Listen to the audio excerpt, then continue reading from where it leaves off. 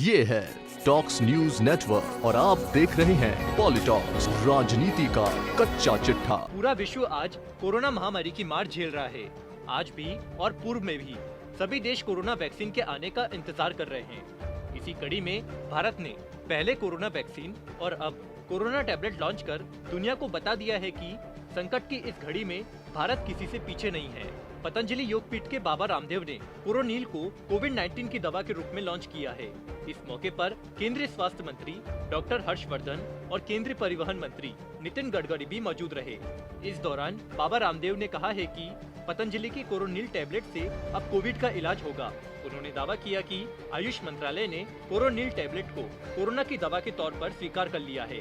इसके अलावा उन्होंने पतंजलि की इस दवा से रिसर्च पेपर्स भी जारी किए हैं। योग गुरु बाबा रामदेव ने प्रेस कॉन्फ्रेंस में कहा कि जब हमने कोरोनिल के जरिए लाखों लोगों को जीवन दान देने का काम किया तो कई लोगों ने सवाल उठाए। कुछ लोगों को लगता है कि रिसर्च का काम केवल विदेशों में ही हो सकता है। आयुर्वेद के रिसर्च पर ज्यादा शक किया जाता है। पतंजलि की दवा कोरोनिल पर जो भी शक किया जा रहा था वो शक के बादल अब छट चुके हैं। योग गुरु बाबा रामदेव ने पतंजलि द्वारा कोविड-19 की प्रथम साक्ष्य आधारित दवा पर वैज्ञानिक शोध पत्र जारी किया।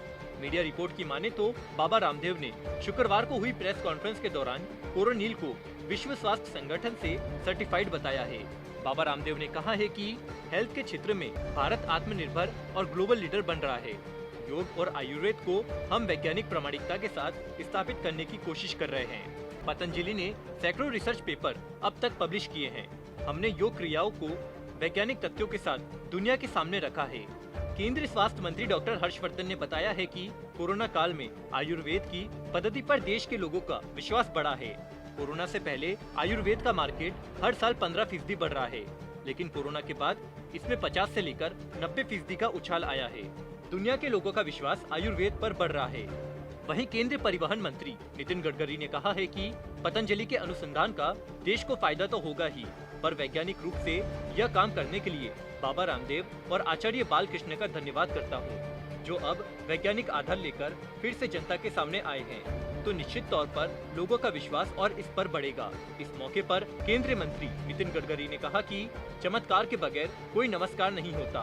उन्होंने कहा कि लगातार रिसर्च करना समय की आवश्यकता है। बता दें कि पतंजलि ने पिछले साल यानी जून 2020 में कोरोना किट लॉन्च की थी, जिस पर अच्छा खासा विवाद हुआ था।